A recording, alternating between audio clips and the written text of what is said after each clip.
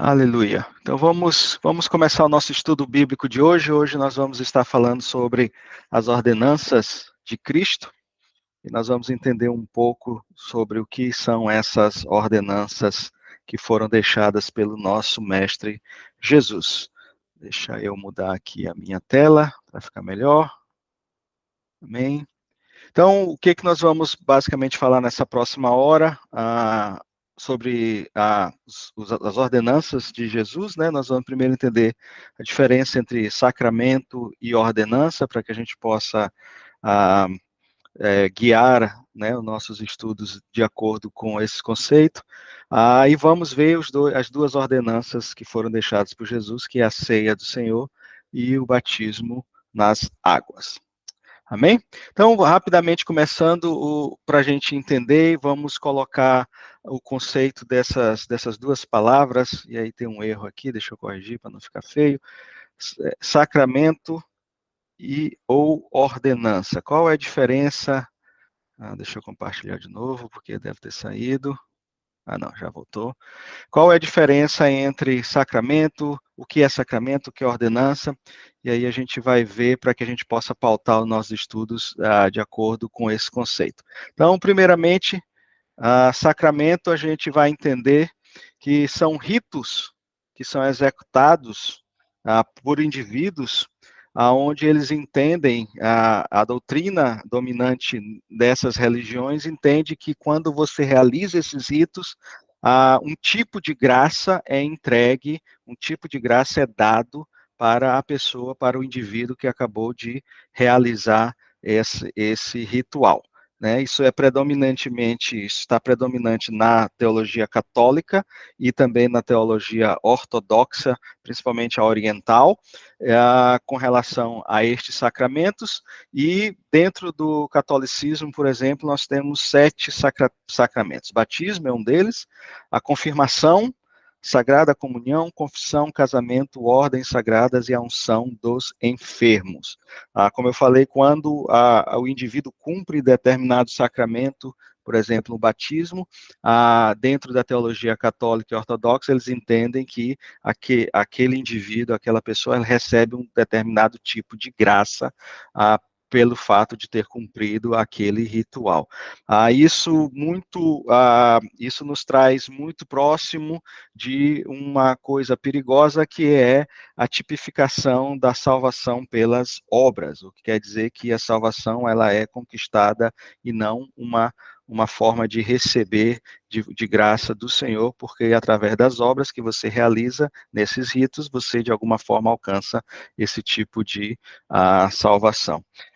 Isso é sacramento, enquanto que ordenança, nós estamos vendo que ela é definida como uma cerimônia ou como algo deixado por Deus para ser feito, para ser realizado.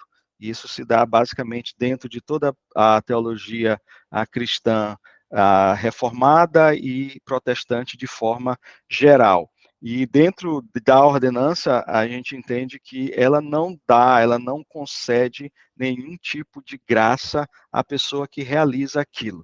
Né? Por exemplo, quando a gente fala do batismo sendo uma ordenança, a gente entende que quando a pessoa é batizada, ela não recebe nenhum tipo de graça especial pelo fato dela ter sido batizada. Nós vamos entender que existe uma série de vamos dizer assim, aspectos espirituais, uma série de aspectos na vida cristã daquela pessoa, pelo fato dela ter sido batizada, mas em si o batismo ele não te dá uma graça especial. A partir daquele momento você recebeu uma graça especial porque você cumpriu o rito do batismo. Então, a ordenança ela é basicamente determinada por 3 fatores, né? Foram instruções de Jesus. Foi Jesus que deixou essas instruções para o seu povo, para a sua igreja. Elas foram também ensinadas pelos apóstolos, então a gente vai ver que nos ensinos de Paulo, nos ensinos de Pedro e de outros apóstolos também, acerca dessas ordenanças e elas foram extensivamente praticadas na igreja primitiva. Então, quando nós temos esses três componentes, deixado por Jesus, ou instruído por Jesus, ensinado pelos apóstolos e praticado na igreja primitiva, a gente vai conceituar isso como uma ordenança. Alguma dúvida aqui?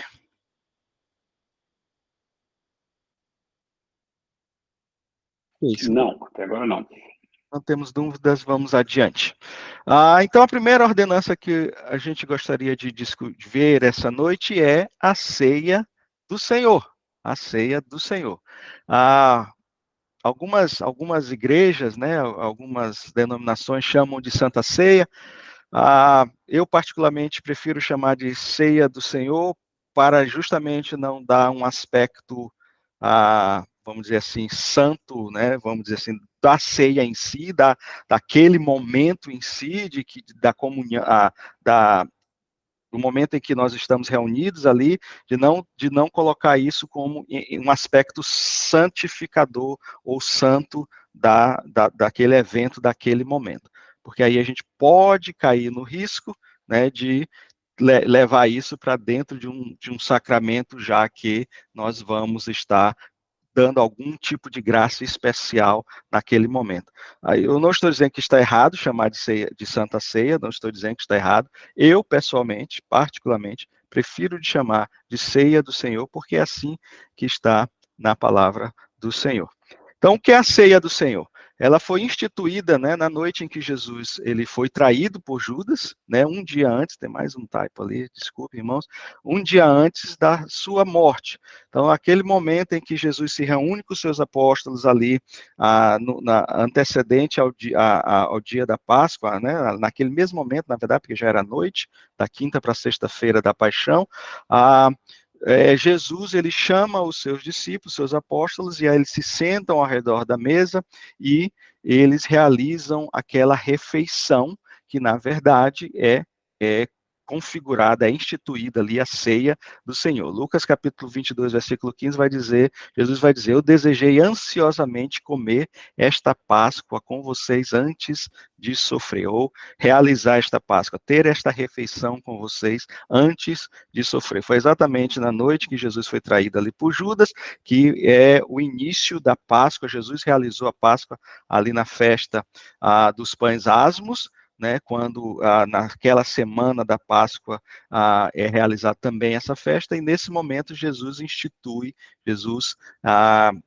realiza a ceia do Senhor. E a gente vai ver mais à frente algumas outras coisas a respeito dessa ceia. A tradição da ceia, ela vem como nós vimos, da Páscoa judaica, que comemorava a libertação dos israelitas, né, ou do povo de Israel do Egito, está basicamente em Êxodo, capítulo 12, quando nós conhecemos também o texto, conhecemos a história, quando Deus ele manda o povo de Israel se reunir em suas casas para realizar a Páscoa, porque naquela noite ele iria libertar o povo, e aí ele dá algumas instruções a respeito de como deveria ser realizada aquela Páscoa, e sumariamente a gente vai ver que ele pede para que seja matado um cordeiro, né, um cordeiro perfeito, porque é assim que era praticado, e ungir ou aspergir nos umbrais das casas, né, nas portas e nas janelas, com o sangue daquele cordeiro, e naquela mesma noite Deus estaria enviando o anjo da morte para ali dissipar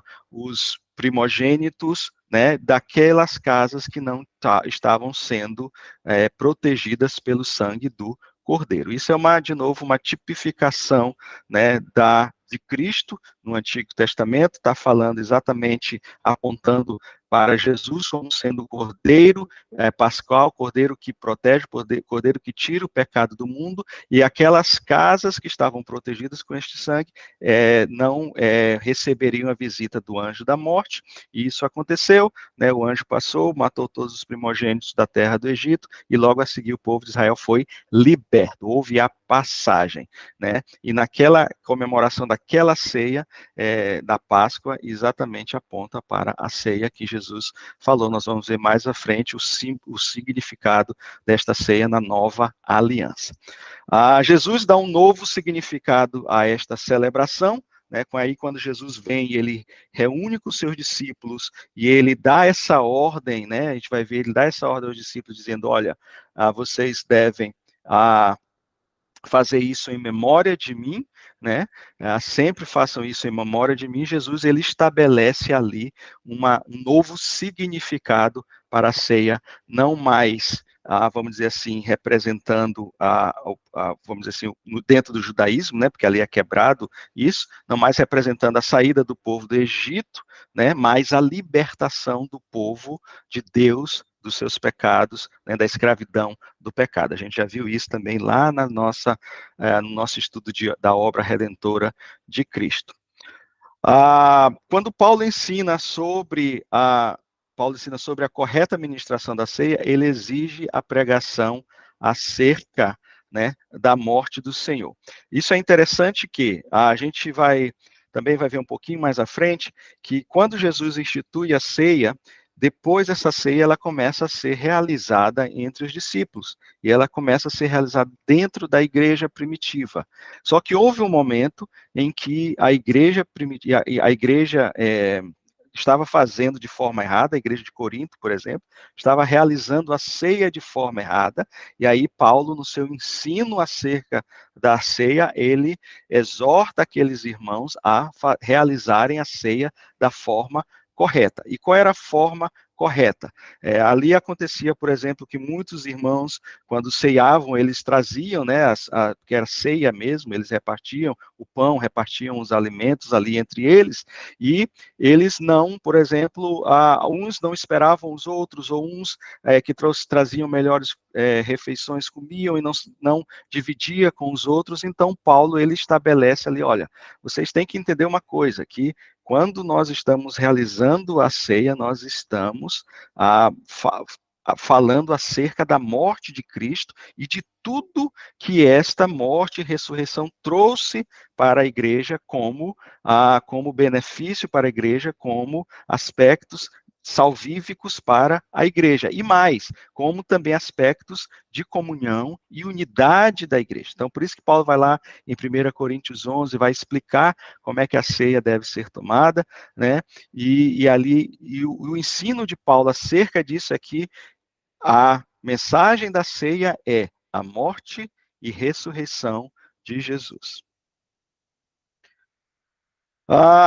Com relação aos elementos da ceia, né? E aí eu vou entrar um pouquinho da nossa prática hoje, mas eu vou falar depois a respeito, vou voltar a falar um pouquinho também da importância da ceia para a gente fechar esses aspectos. Mas só para situar com relação aos elementos da ceia, nós temos basicamente dois elementos da ceia, né? É o pão, que representa o corpo de Jesus, né, que sofreu, e ali João capítulo 6, por exemplo, vai falar que ele é o pão de Deus que desceu do céu e dá vida ao mundo, e o vinho, que simboliza o sangue derramado por Jesus na cruz do Calvário para a remissão dos nossos pecados, iniciando ali uma nova aliança, né? Em 1 Coríntios 11, 25, vai dizer exatamente isso. Este cálice é a nova aliança no meu sangue, façam isso sempre que beberem em memória de mim. Amém? Deixa eu ler o texto aqui, enquanto nós estamos falando, deixa eu ler o texto aqui de, de Mateus, capítulo 6, acho que vocês não estão vendo, né? Porque não está compartilhada a tela. Deixa eu compartilhar, então, essa tela aqui. Vou parar essa e vou compartilhar a próxima.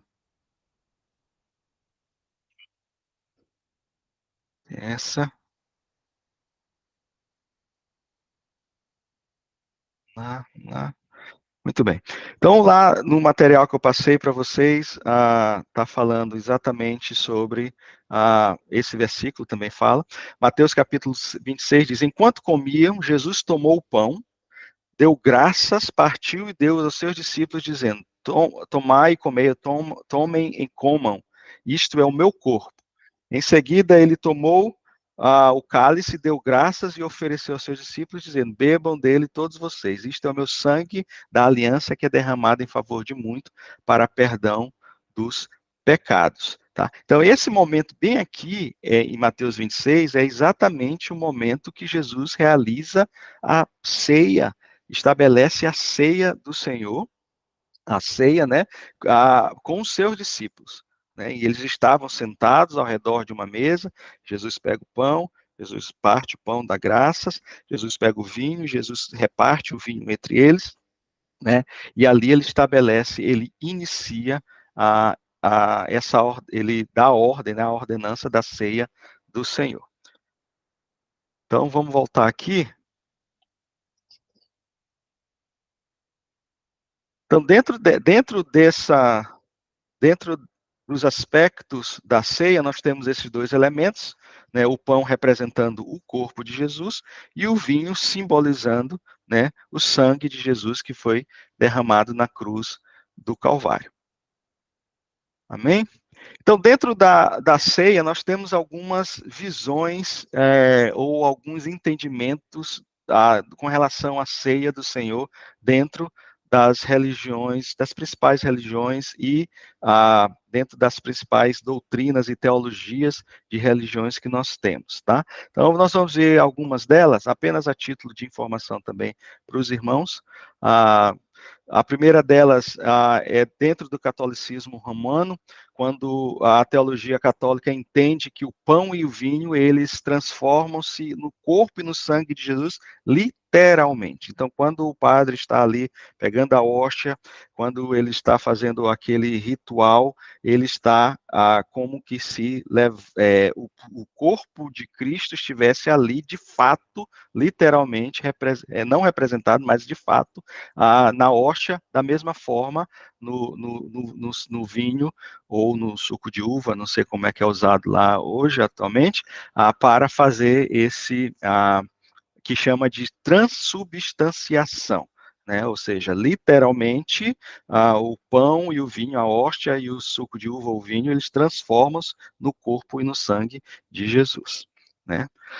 Os luteranos vão entender um pouco diferente disso, eles vão entender que o pão e o vinho contêm o corpo e o sangue de Cristo, não há uma transformação literal, ou seja, não há essa transubstanciação, mas existe a presença de Cristo no sentido real vamos dizer assim, da ceia. Então, quando estão realizando a ceia ali, que eles estão comendo do pão e bebendo do vinho, eles entendem que Cristo está presente naquele momento, com eles sob aquele evento, aquele momento, sob aqueles elementos. Né?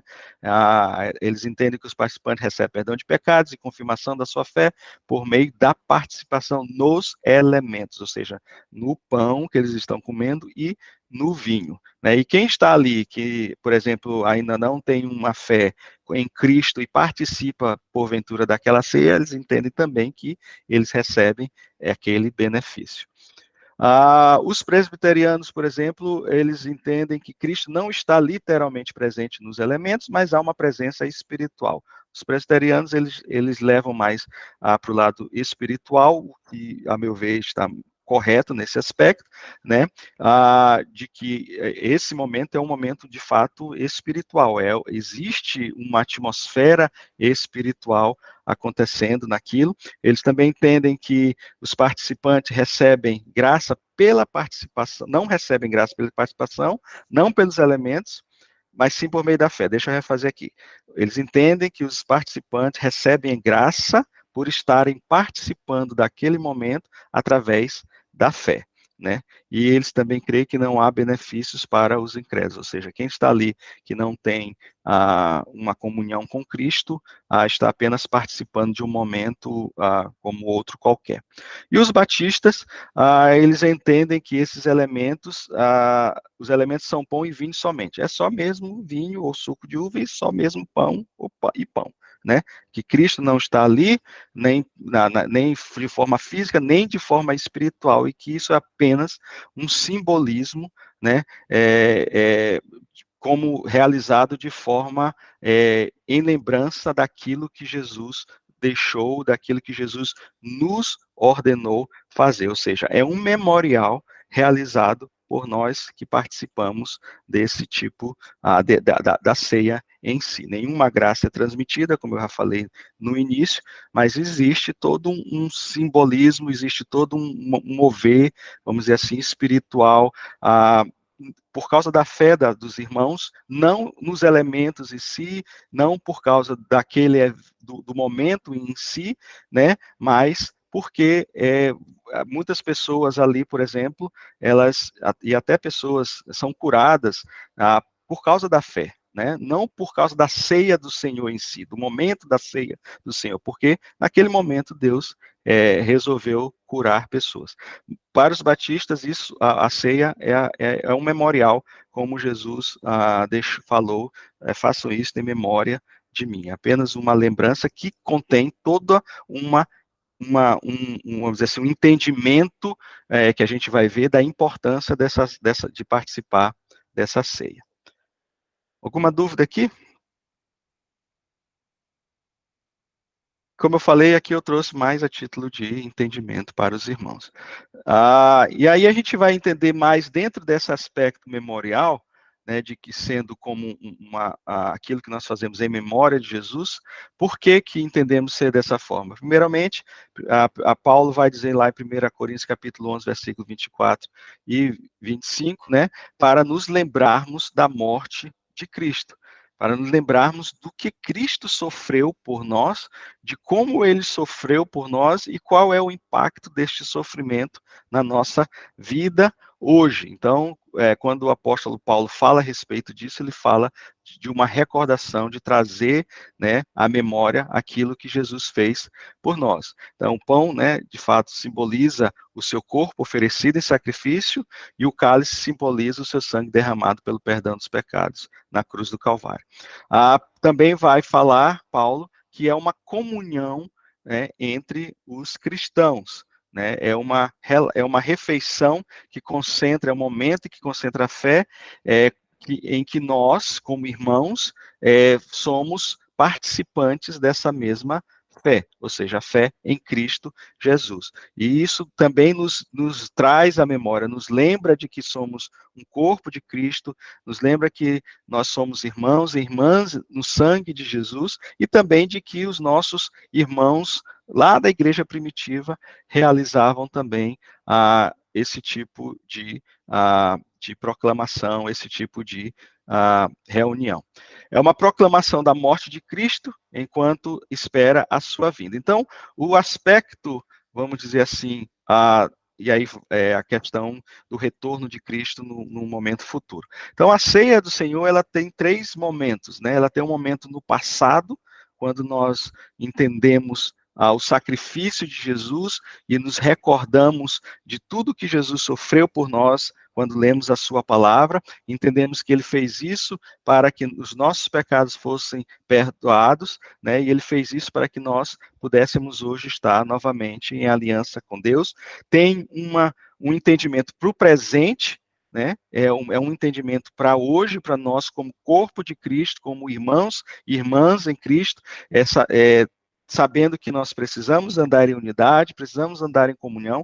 Então, no momento da ceia também existe essa questão da união, da unidade, da comunhão entre os irmãos, e ela também aponta para algo futuro, que é a volta de Jesus, né, através, né, da segunda vinda, né, quando Jesus voltar para buscar a sua igreja. Então, nós cantamos Maranata, porque nós temos a esperança de que Cristo ressuscitou e de que ele vai voltar, e quando fazemos isso, a Bíblia nos manda, né, o texto bíblico nos ensina e nos dá a esperança de que Jesus vai voltar e de que nós devemos fazer isso em memória dele, né, para ele, até que ele volte.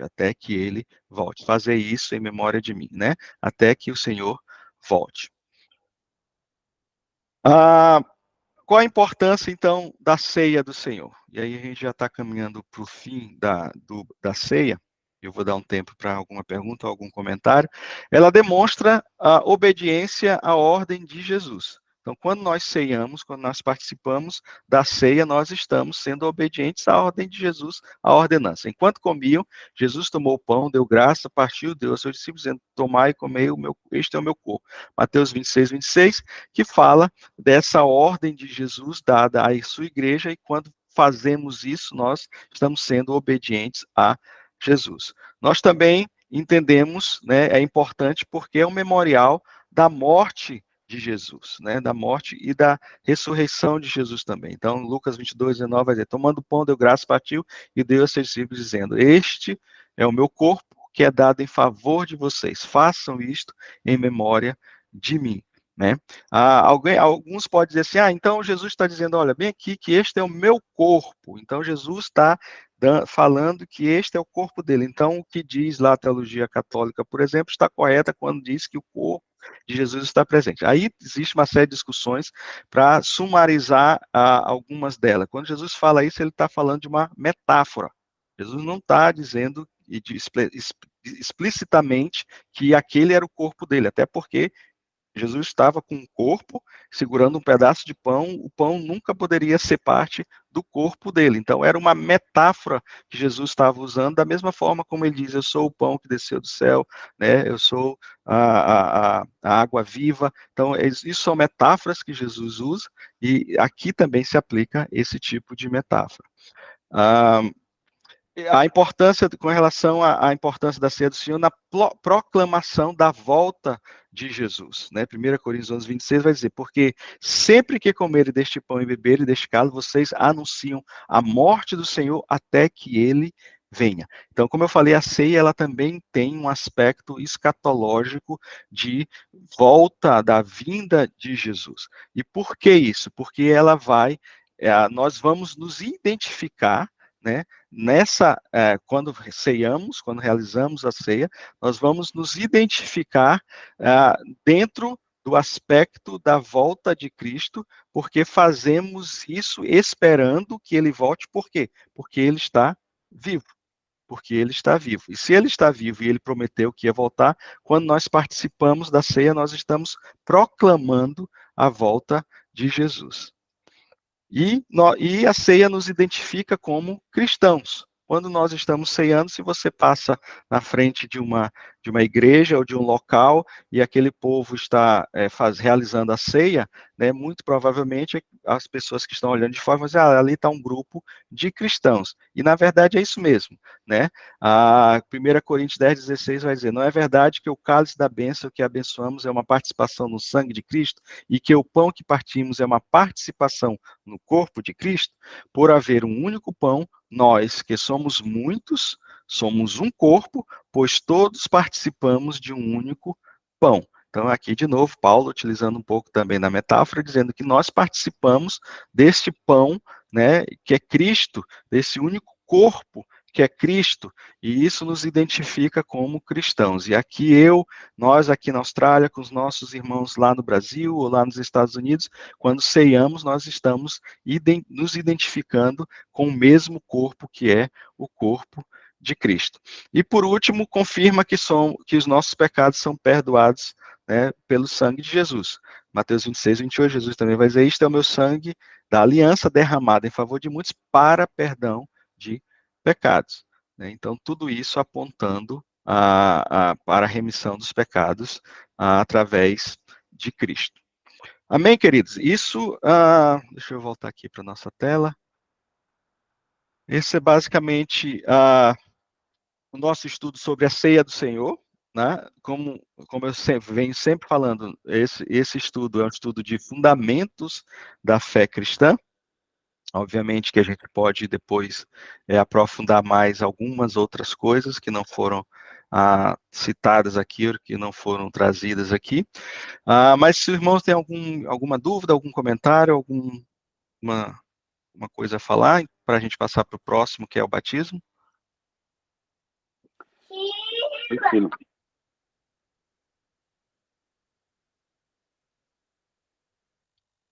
Não? É poucas perguntas. Ok, se não tem perguntas nem comentários, vamos em frente.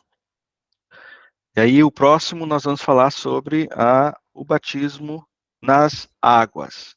E aí, para falar sobre o batismo nas águas, vamos trazer o texto de João, do Evangelho de João 3, de 1 a 5. Eu vou ler aqui. E havia entre os fariseus um homem chamado Nicodemos, príncipe dos judeus. Este foi ter de noite com Jesus e disse-lhe, mestre, bem sabemos que és mestre, o rabi, bem sabemos que é mestre vindo de Deus, porque ninguém pode fazer estes sinais que tu fazes se Deus não for com ele. Jesus respondeu e disse-lhe, na verdade, digo que aquele que não nascer de novo não pode ver o reino de Deus. Disse-lhe Nicodemos, como pode um homem nascer sendo velho? Pode, porventura, tornar a entrar no ventre da sua mãe e nascer? Jesus respondeu, na verdade, te digo que aquele que não nascer da água e do Espírito não pode entrar no reino de Deus. Então, esse era um diálogo que Jesus estava tendo com, acredite ou não, Nicodemos, que era um príncipe dos judeus, ou seja, era um letrado nas escrituras judaicas e entendedor, vamos dizer assim, dos princípios judaizantes, e aí ele tem esse diálogo meio que sem nexo da parte dele com Jesus, né, quando ele pergunta o que é que é preciso para entrar no reino, Jesus responde que é preciso nascer de novo, e aí, surpreendentemente, ele pergunta, mas como pode um homem velho entrar de novo na barriga da sua mãe, no ventre da sua mãe, e nascer de novo? Você vê, entende a mentalidade terrena e material que o povo, né, os fariseus tinham, né, na época, né? Jesus estava vindo com algo totalmente novo, com algo totalmente fora do padrão, com algo que bem superior a uma nova forma de entender o mundo e de viver o mundo, e aquele povo fixo, centrado nas coisas imediatistas e terrenas da época, né? E aí Jesus, não, cara, Nicodemo, não tem nada a ver, você tem que nascer da água e do Espírito. É isso que você tem que entender. Você tem que nascer da água e nascer do Espírito. E o que vem a ser, então, esse nascimento da água e do Espírito? Jesus estava falando exatamente, quando fala nascimento da água, do batismo. Então, o batismo é uma ordenança também, nós vamos ver, deixada por Jesus, que mostra que aquele que recebeu a Jesus como Salvador e Senhor de sua vida, ele ali de forma pública, né, ele confessa que ele está morto com Cristo para uma vida de pecados e nasce do Espírito para Deus. Então, o batismo ele vem trazer exatamente esse nascimento da água, que é uma referência, né, ao batismo nas águas, que faz com que publicamente aquela pessoa, ela que se decidiu por Cristo, que foi salva por Jesus, aquela pessoa entende que ela agora precisa mostrar publicamente isso, e ela faz isso através de quê? Do batismo. E esse batismo é feito por imersão, nós vamos ver mais à frente, e mostrando que aquela pessoa agora se identifica com Jesus, se identifica com Jesus. Então, o batismo nas águas é exatamente essa ordenança que foi deixada, nós vamos ver que é uma ordenança porque Jesus disse para nós irmos por todo o mundo, pregar o evangelho e batizar em nome do Pai, do Filho e do Espírito Santo. Então, é uma ordem dada por Jesus para quem? Para aqueles que um dia confessaram a sua fé em Cristo, e esse dia pode ser no mesmo instante do batismo, como pode ser uma semana depois, como pode ser 6 meses depois, aí vai caber da pessoa que está se batizando, ter o desejo de se batizar, vamos dizer assim, né?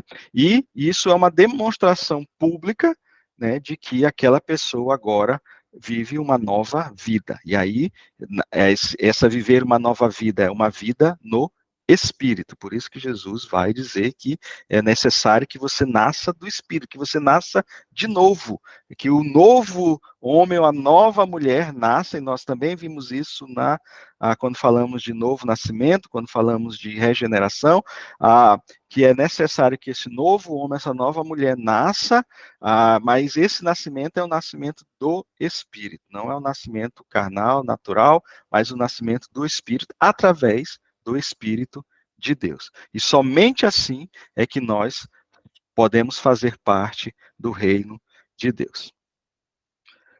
Então, então, quais seriam então os requisitos para ser batizado nas águas, né? Primeiramente, é preciso ter fé, né? O batismo ele é visto como o selo que é dado através da fé, um selo de justiça, e evidentemente deve seguir a fé, né? Ali Marcos, capítulo 16, vai dizer, ó, ide por todo mundo pregar o evangelho a toda criatura. Quem crer e for batizado, né, será salvo. Então, Marcos, Jesus falando ali, escrito no Evangelho de Marcos, diz, olha, você tem que crer, né? Se você crer, ok, você pode ser batizado. Então, a gente entende que para ser batizado é preciso que você tenha fé. E que fé é essa? É a fé salvadora que nos leva a crer que Jesus é o Messias, que Jesus é o Senhor, que Jesus é o Salvador, né? E que você crê na obra redentora de Jesus na cruz do Calvário. Então, quando você tem essa fé, quando você desenvolve essa fé, o Espírito Santo lhe dá essa fé, e você recebe essa fé, você está pronto, né, para ali ser batizado. Aí perguntar, pastor, irmão Guilherme, tem como batizar sem ter fé? Meu irmão, não sei. É difícil, porque todos os textos bíblicos, esse texto que nós lemos, outros textos no livro de Atos também, vai dizer que é preciso que você, Romanos também vai dizer, é preciso que você tenha fé, é preciso que você creia para que você, de fato, seja batizado. Ou seja, você precisa ser um discípulo de Jesus para ser batizado. Tá? Esse é o primeiro entendimento nosso. E é preciso também se arrepender, né? E aí são duas coisas que andam junto, a fé salvadora e o arrependimento, né? O ato de arrependimento da pessoa que crê em Jesus, então a pessoa que está crendo em Jesus, ela também está se arrependendo dos seus pecados, confessando que é pecadora e que precisa ser salva. Por isso que é necessário, né, que essa pessoa reconheça isso e que precisa do sacrifício de Jesus na cruz para voltar a ter comunhão com Deus.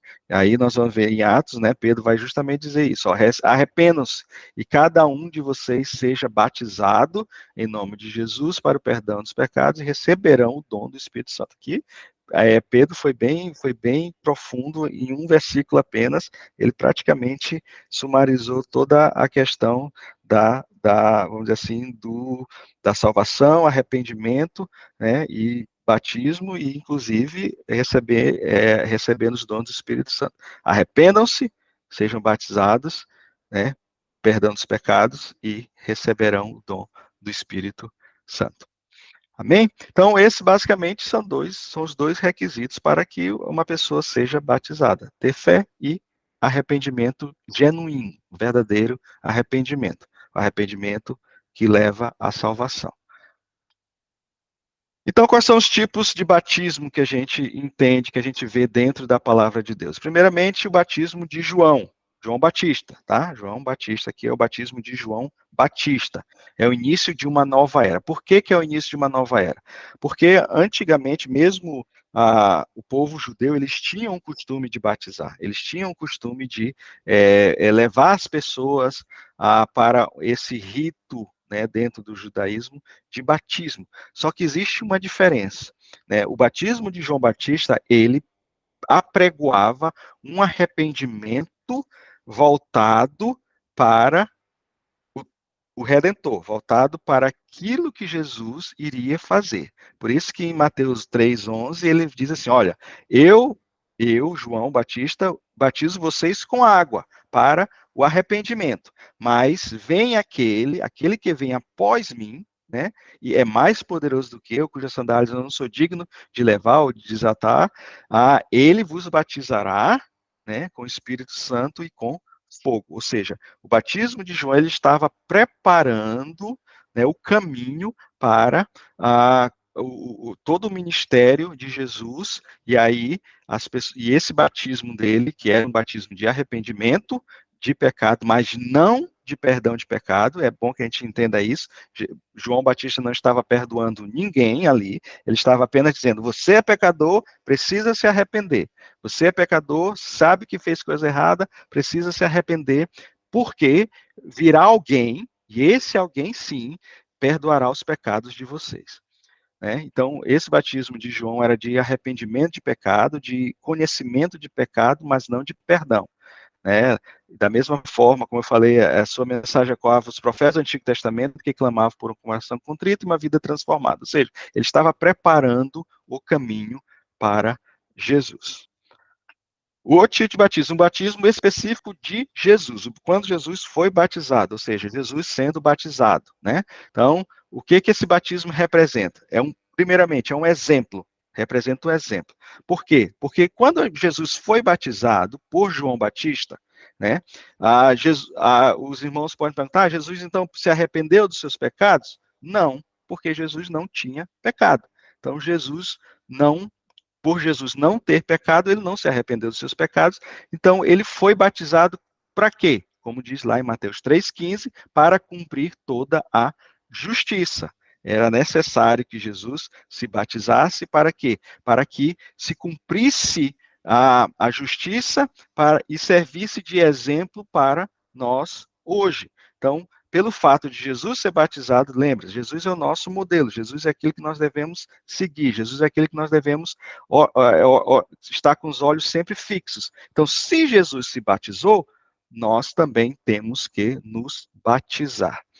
A diferença é que, quando João Batista batiza Jesus, aquele batismo não era um batismo de arrependimento de pecado, porque, de novo, Jesus não tinha pecado. Foi para servir de exemplo e para cumprir toda a justiça. É como se Jesus estivesse dizendo: pronto, cumpri a justiça, agora todos que querem seguir o meu exemplo têm que fazer isso. E também, naquele momento, a descida do Espírito Santo, simbolicamente, quando a gente vê a pomba, o texto diz que desce uma pomba do céu, ali simbolizando, representando o Espírito Santo, e é o início do oficial, vamos dizer assim, do ministério público de Jesus. Então, a partir daquele momento, Jesus, a partir do seu batismo, Jesus, ele inicia o seu ministério aqui na Terra, que durou 3 anos e meio, para tudo que ele fez com relação ao plano de redenção, com relação à missão messiânica que ele veio realizar, que ele veio cumprir. Então, isso cumpre-se no batismo. Isso, na verdade, inicia-se no batismo de Jesus, tá? E aí tem um batismo propriamente dito no nome do Pai, do Filho e do Espírito Santo, que é o batismo nas águas, que é o que nós realizamos, participamos, que inicia, vamos dizer assim, a era da igreja. Então, para quem são esses batismos? É para todos aqueles que são salvos por Jesus. Então, esse é o batismo nas águas que nós fizemos, que nós um dia fizemos no passado e que nós realizamos hoje. É a ordenança para a igreja dentro da grande comissão, a grande comissão lá de Mateus capítulo 28, 19, e de fazer discípulos de todas as nações. O quê? Batizando-os em nome do Pai, do Filho e do Espírito Santo, ensinando-os a guardar todas as coisas que vos tem mandado. Então, Jesus ordena, Jesus comanda, dá essa missão para os seus discípulos e para nós hoje, de pregarmos o Evangelho, batizar as pessoas no nome do Pai, do Filho e do Espírito Santo. E este, sim, batismo é um batismo para remissão, perdão de pecados. Por quê? Porque é feito no nome do Pai, do Filho e do Espírito Santo. E também é um batismo que dá testemunho de que a pessoa que está realizando agora, ela é um cristão, ela se tem sua identidade com Cristo, um testemunho público disso. E também é o início, vamos dizer assim, da era do discipulado, Por quê? Porque Jesus disse, ó, batiza em nome do Pai, do Filho e do Espírito Santo, onde o novo cristão é instruído a viver conforme os ensinamentos de Jesus. Então, os novos convertidos, as pessoas que acabaram de serem salvas por Jesus, nós temos nós temos a ordem, né? Nós temos a missão de discipular aquela pessoa e levá-la, né, a ser batizada, porque esta é a ordem, esta é a comissão que foi deixada por Jesus.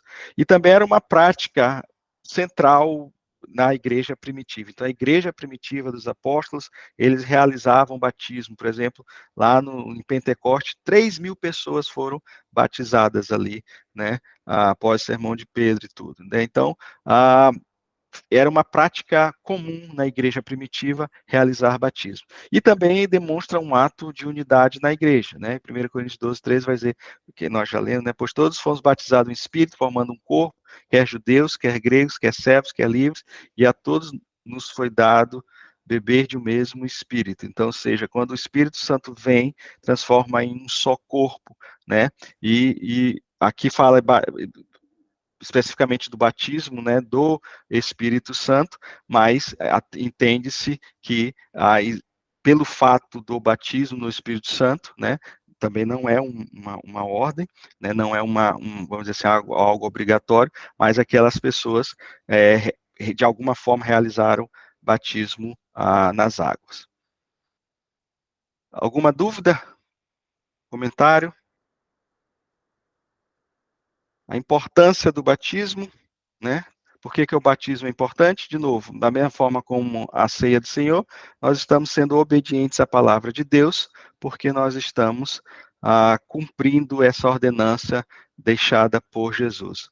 Também a identificação com Cristo, né? E aí, de novo, identificação pública com Cristo, porque a pessoa ali está publicamente, né? Quem já participou de um batismo sabe como é que a coisa acontece. Por exemplo, quem está batizando a pessoa faz a pergunta se aquela pessoa, né, aceita Jesus como Senhor e Salvador de sua vida, confirma a Jesus como Senhor e Salvador de sua vida, né, e aí, nesse momento, ela está se identificando com Cristo de forma pública, porque existe pelo menos mais uma pessoa com ela, que é a pessoa que está batizando ela, mas geralmente existem outras pessoas.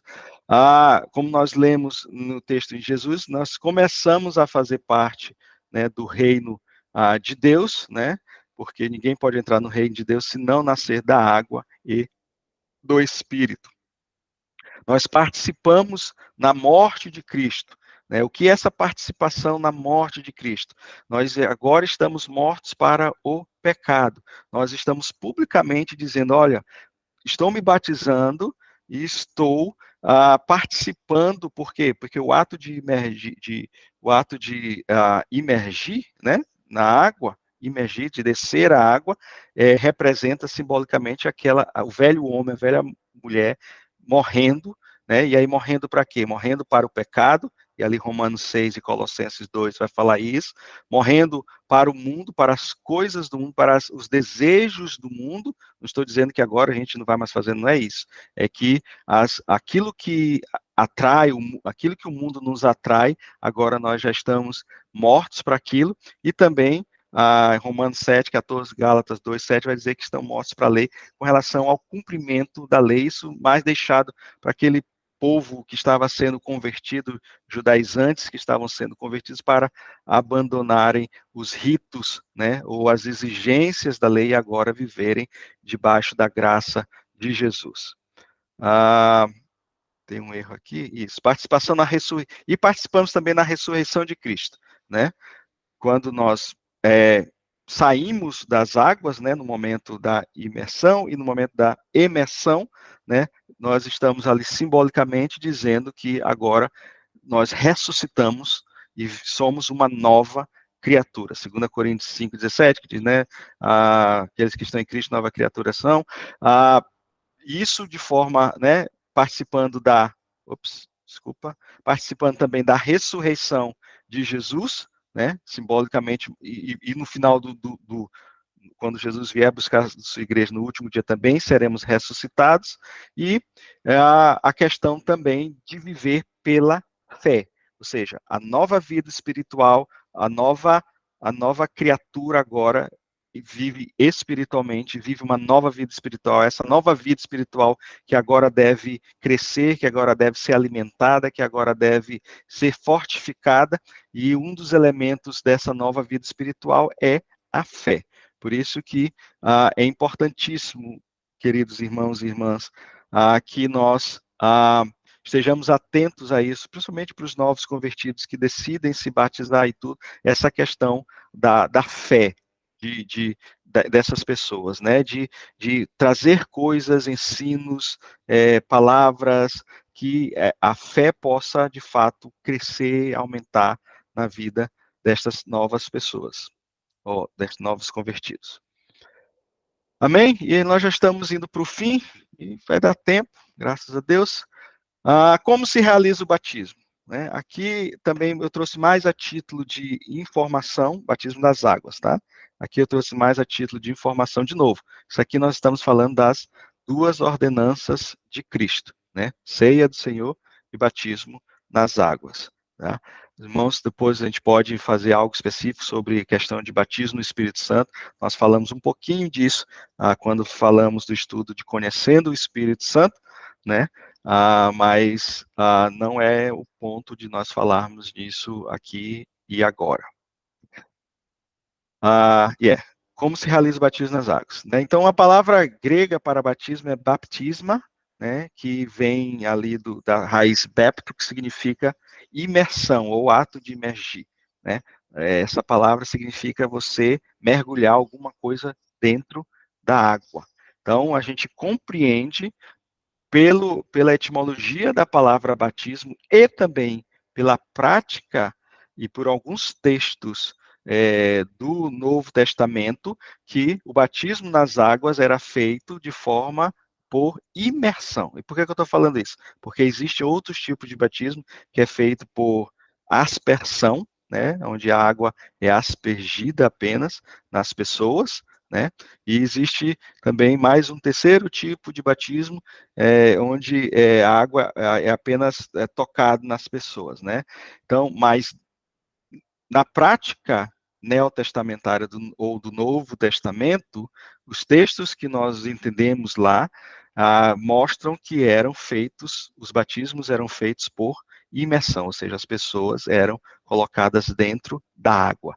Então, tinha um texto de Atos, capítulo 8, 38 e 39, quando fala, quando Filipe batizou o eunuco, né, o etíope lá, que estava na sua carruagem, e ali Filipe prega, ele estava lendo o texto de Isaías, e ali Filipe pergunta se ele entende aquele texto, ele diz que não, e ali Filipe começa a falar de Jesus, né, naquele texto, e ali ele crê em Jesus, e naquele mesmo instante, olha só, ele creu, naquele mesmo instante ele foi batizado. A Bíblia diz que ambos entraram na água.